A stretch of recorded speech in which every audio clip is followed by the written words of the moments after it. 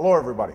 I'm so sorry I can't be with you all in person today, but thank you for letting me say a few words. First and foremost, congratulations, David Rehbein, as incoming National Commander. And congratulations, Marty Canastra, for your steady leadership of the Legion. We are all proud of you in Illinois, and thank you all in the American Legion. It is a privilege to address so many who have given so much for our country. As we speak, America is fighting 2 wars abroad. We honor the service of the men and women defending our security and our values in distant lands, and the sacrifice of their families back home who suffer their absence. Last month, I traveled to Iraq and Afghanistan, and the most important opportunity I had was the chance to thank the troops in person. They're paying a high price and bearing a heavy burden, but their strength of spirit is extraordinary. In each of them, I saw the true greatness and the core decency of this country that we love. In Iraq, our military has performed brilliantly in helping to lower the levels of violence. Iraqi security forces are more capable. Shia militias have generally respected a ceasefire, and Sunni tribes have taken the fight back to al-Qaeda. The result is a substantial improvement in the security situation on the ground. Those are facts, and every American welcomes them. The political progress that was the purpose of the surge still lags, though.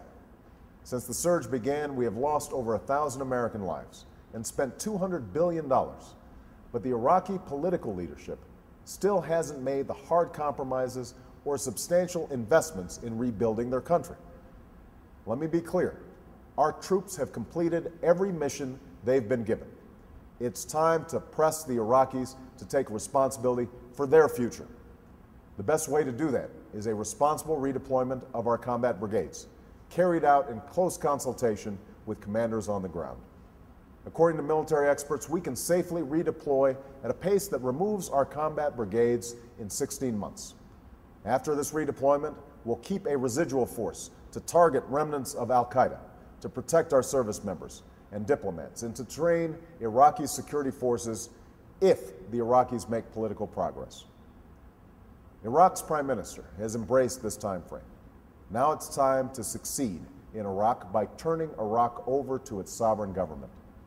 Ending the war responsibly will allow us to invest in America, to strengthen our military, and to finish the fight against al-Qaeda and the Taliban in Afghanistan and the border region of Pakistan. This is the central front in the war on terrorism. This is where the Taliban is seizing territory.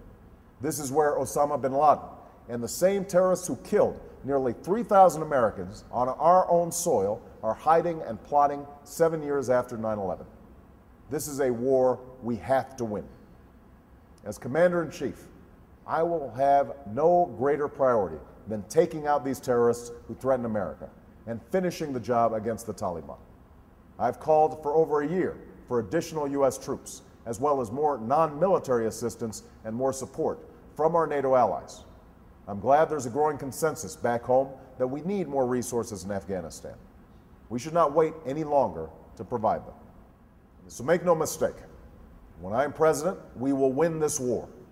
And I will always honor and uphold the commitment America makes to every man and woman who has served in its uniform. Because without that commitment, I might not be here today. My grandfather enlisted after Pearl Harbor and went on to march in Patton's army. My grandmother worked on a bomber assembly line while my grandfather was gone, and my mother was born at Fort Leavenworth. When my grandfather returned, he went to college on the GI Bill, bought his first home with a loan from the FHA, and moved his family west, all the way to Hawaii, where he and my grandmother helped raise me. I knew my grandfather when he was older, but I think about him now and then as he was as an enlisted man of 23. Fresh-faced, with a wise guy grin. Whenever I see our best and bravest young men and women signing up to serve today, I think about him. They're signing up at a time when the dangers we face are great. And when they finally return home, and the guns fall silent, and the cameras are turned off, they deserve the same commitment from their government that my grandparents received. That's why I sought out a seat on the Veterans Affairs Committee when I arrived in the Senate, so I could fight to serve our veterans as well as they have served us. I led a bipartisan effort to improve outpatient facilities at places like Walter Reed, because recovering troops should go to the front of the line and they shouldn't have to fight to get there. We passed laws to give family members health care and a year of job protection so they never have to choose between caring for a loved one and keeping a job. And I fought to make sure that the claims of disabled veterans were heard fairly. But there's so much more we need to do to keep our sacred trust with the men and women who serve. That's why, as president, I will build a 21st century VA that gives every service member electronic copies of medical and service records upon discharge, fully funds VA health care, adds more vet centers, and passes on-time budgets. No more red tape, no more shortfalls, no more delays. We will stand up against proposals to ration care and reject the idea that the VA should only treat combat wounds. And we'll have a simple principle for veterans sleeping on our streets: zero tolerance. I will build on the work I did in the Senate to confront as well the two signature injuries of the war in Iraq and Afghanistan: post-traumatic stress disorder and traumatic brain injury. And when our loved ones return home, it's time we offered them the same commitment we offered my grandfather's generation, by giving every veteran the same opportunity that he had under the GI Bill.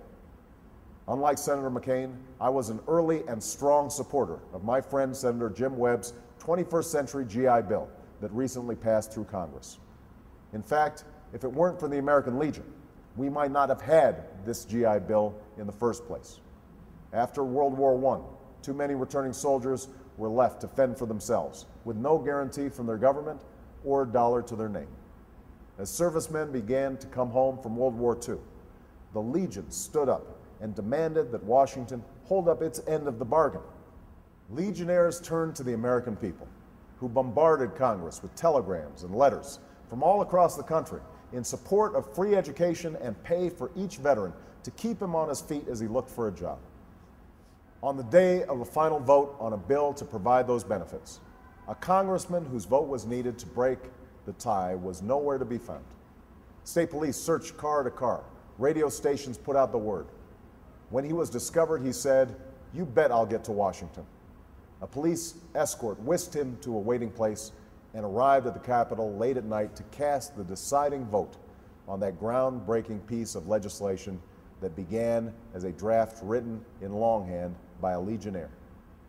It told our heroes that when you come home to America, America will be here for you, because we are all in this together. And it didn't just create the greatest middle class in world history. It allowed millions more in the generations that followed to inherit opportunity they wouldn't have otherwise had. People like me.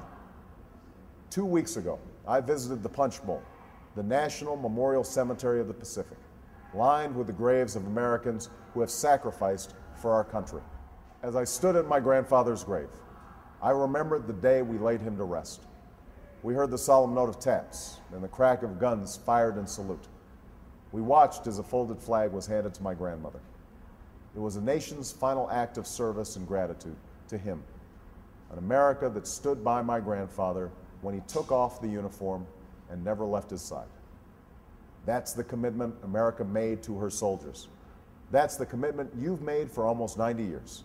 And should I have the distinct honor of being your Commander-in-Chief, I will lead this nation in rededicating itself to that commitment, to serving those who have worn the uniform of the United States as well as they have served us. Thank you. God bless you. And God bless the United States of America.